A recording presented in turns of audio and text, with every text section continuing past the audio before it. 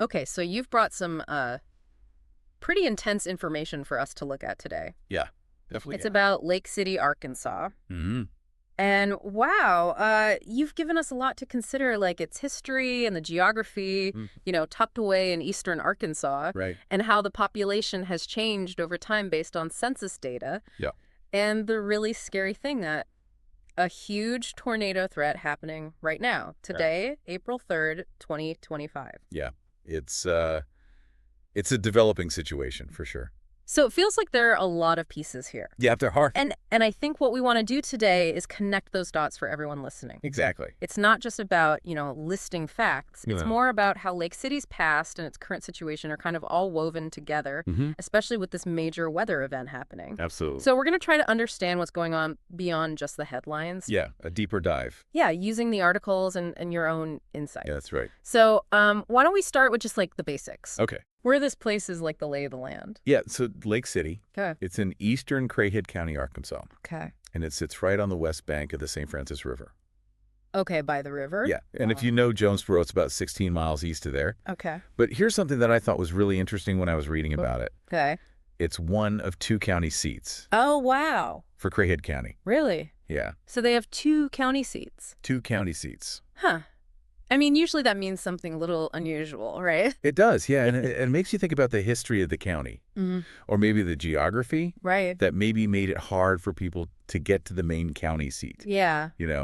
from far out. Yeah. Makes sense. And for Lake City, it became the second county seat back in 1883. Oh, wow. So a while ago. Yeah, and it seems like it was all about making sure that people in the eastern part of the county, Get their own had their own. representation. Exactly. Yeah, and that probably really, made those folks feel more connected to their local government. Right. And it could have even, impacted what kind of businesses and services popped up in Lake City. Oh, interesting. Yeah, like it made them more independent Yeah, exactly. than if they were just, another small town outside of Jonesboro. Exactly. Yeah, that's fascinating. Yeah. Okay, so we were talking about the St. Francis River, Right. and there's this bridge there. Yeah. And apparently it's the only lift bridge in the world that's been raised only once since it was built. I know, it's amazing. Which is so weird. Yeah. Like that feels like there's got to be a story there. There's got to be a story. Yeah. Yeah, sadly, our sources didn't say anything more about like when that one time was. Oh, bummer. Yeah, or why they raised it. Okay. But I mean, just the fact that it's a lift bridge tells us that at some point they needed to let big boats through, Oh, right. Yeah, yeah. that part of the river. Yeah. So it's kind of like this mystery, like this bridge is this silent witness to some event in Lake City's past that we don't even know about. Right. It makes you wonder what happened that was so important I know. that they had to raise that bridge Yeah. just that one time. It really makes you think about how the town and the river's relationship has maybe changed over time. Like maybe there used to be way more boat traffic that needed the bridge to be raised all the time. Yeah, and now it's not so much. Yeah, you're right. It's kind of like it makes you want to know more. It does. Okay, so let's talk about the people who actually live in Lake City. Okay, sure. So the 2020 census recorded 2,326 residents Okay. in 936 households Right. with 651 families. Mm-hmm.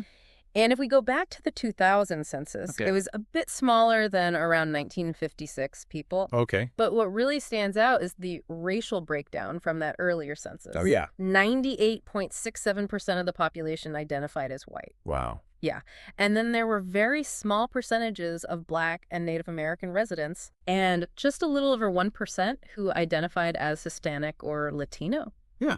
So, that racial homogeneity Right. in the 2000 data, I mean, it's really striking. It is. And it kind of highlights how the area has been historically. Yeah. And we don't have the specific racial breakdown from the 2020 census and the stuff that you gave me. Okay. But, the fact that the overall population increased does make you think that maybe things have changed a little bit demographically Yeah, that's a good point. over those 2 decades. It could be. But still knowing that huge majority of white residents in 2000, Yeah. I mean, that's important information, right? It is. Because it helps us understand the community's history Yeah. and maybe even, how things are today socially in the town. Absolutely. Yeah. Okay, so let's go all the way back to the beginning, Okay.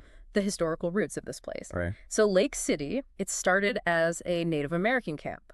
Oh, wow. way back in the 1830s, Okay. and they called it Old Town. Old Town. What? Interesting. Yeah, and then a trader named Jesse Morgan came along, Yeah. and he became the first white settler. Huh. It's interesting to think about that transition. It is. You know how this one place has seen so many different groups of people come and go? Yeah. And that's actually a pattern we see a lot in the United States. Oh, really? Yeah, going from indigenous settlements to the arrival of European settlers. Mm-hmm. And, when Morgan got there, Yeah.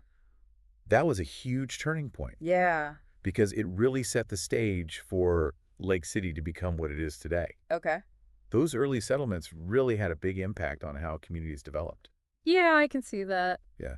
Okay, and then there's the name Lake City.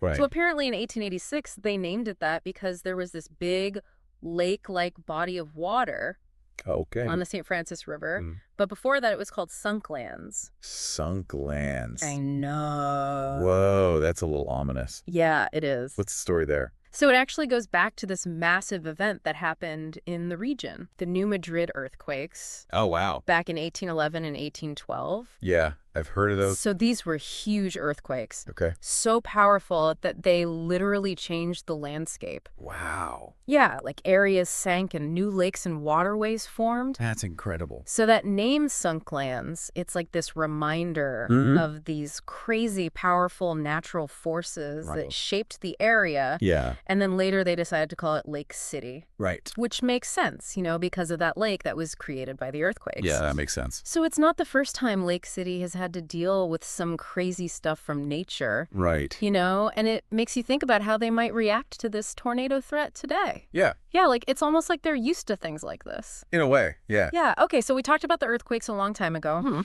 And then in 1883, the Arkansas legislature decided to make Lake City a second county seat. Right. And that must have been a pretty big deal for the town. Yeah, it would have been a big deal. Right. It would have meant, more government stuff happening there, Yeah. which probably brought in more businesses and people too. So it was definitely a time of growth. Yeah. And it showed that Lake City was becoming more important in Craighead County. Yeah. And it also meant that people on that side of the county, in the east, Yeah. didn't have to Yeah. travel so far. Right to Jonesboro. Yeah, to get those government services. Those things easier. Exactly. And that probably made them feel, more in control of their local area. Yeah, and more independent. Exactly. Yeah. And it probably contributed to that unique identity that Lake City seems to have, Yeah, I can see that.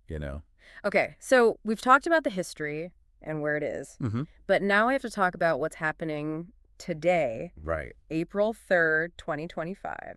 It's a scary situation. It is, and the information you've given me, it paints a really serious picture Yeah. of this big, dangerous tornado heading straight for Lake City. Yeah. And they've issued a tornado emergency declaration. Yeah, and for people who don't know what that means, Right. it's the highest level of alert you can get. Yeah. It's serious. Yeah, meaning that a large and dangerous tornado is either happening right now or is about to happen. Right. And it's a serious threat to people's lives and property. It is. The stuff coming from ex-posts, Mm-hmm. while it's not official yet, Right. it really suggests that this is a really dangerous and immediate threat. Yeah. People need to get to safety now. Yeah, and we're seeing reports of damage too, Yeah. though those aren't confirmed yet. Right. But it's scary stuff. It is. And it just shows you how quickly these things can happen It does. and how much damage they can cause. They're incredibly destructive. Yeah, it's hard to imagine what it must be like for Yeah. the people living there, Right. especially because, they describe Lake City as this small and safe town Yeah. with low crime, a place where everyone knows each other, Yeah. like a close-knit community. Yeah. Almost like a village. Yeah, even though it's so close to a bigger city like Jonesboro. Right. So, when you hear about something like this happening there, Yeah. you can't help but feel worried, It's understandable. for a place where everybody knows each other. And that's interesting because that sense of community, Mm-hmm. it can be a good thing and a bad thing in times like these. Oh, how so? Well, like you were saying, people are going to look out for each other. Right. And there's going to be a lot of helping and support going on. Yeah. But on the other hand, when something bad happens, Yeah. it hits a close-knit community even harder Oh, yeah. because everyone feels the pain and the loss, that makes sense. because everyone's connected in so many ways. Yeah, that's a really good point. Yeah. The sources also talked about the local school district, Okay. Riverside, Mhm. and it was formed in 1985 when they combined the schools in Lake City and Caraway. Oh. and the high school mascot is the Rebels. Rebels, huh? Yeah, I know. It's just a small detail. Yeah. But it gives you a little glimpse into what the town is like. You're right. And actually, when they brought the schools together back in '85, Yeah. that probably had a big impact on how close the community is. Oh, right. Bringing kids from different areas together. Exactly. And the Rebels mascot, Mm-hmm. even though it seems like a small thing, Mm-hmm. it can actually be a big part of local pride. Yeah. Something that people who've lived there for generations can all share.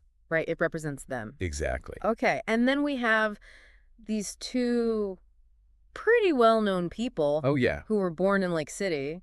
Who are they? Bart Barber. Okay. He's the current president of the Southern Baptist Convention. Huh. Interesting. Yeah. And Gavin Blaine Stone. Okay. He's a baseball pitcher for the LA Dodgers. Wow. That's pretty impressive. It's always cool to see, people from small towns Yeah. do amazing things. You're right. It just shows that talent and drive can come from anywhere. Yeah, exactly. It breaks that stereotype of small town life being limited. Right. And then there's this other thing that's really important. What's that? This isn't the first time Lake City has dealt with tornadoes. Oh, really? Yeah, the sources say that there were F4 tornadoes. Oh, wow. F4s. Yeah. Those are bad. Really bad near the town in 1973 and 1997. So not that long ago? No, and an F4 is super powerful. Yeah, they can wipe out whole neighborhoods. Yeah, like level houses completely. It's scary. Yeah, and so the fact that Lake City has already been through this, Right. it makes this current threat even more worrying. Yeah, because they know how bad it can get. Right. It might mean they're more prepared, though, Yeah, maybe. because they've had to rebuild before. Yeah, But it also means they really know how dangerous these storms can be. right. They've seen it firsthand. Yeah, exactly. So here's what we have. Right. We have this town with this really long history, Mhm. a community that's been shaped by, some pretty wild natural events. Earthquakes. Yeah, and they're known for being close Mhm. and having a peaceful way of life. But now they're facing this really serious threat. Yeah, from this huge tornado. It's like this clash of opposites, It is. this peaceful town up against this powerful force of nature. And it makes you think about how fragile things really are, Yeah. even in places that seem safe and stable. Mm-hmm. And when you think about Lake City's history with the earthquakes and the tornadoes, Right.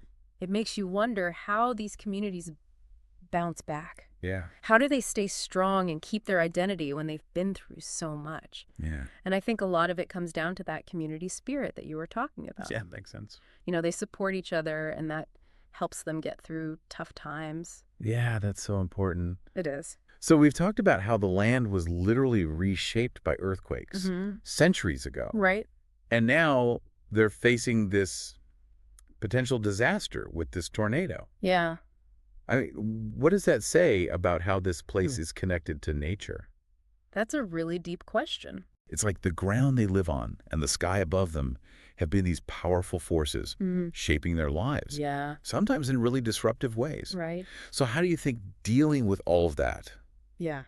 changes a community? How does it affect their identity and their outlook on the future?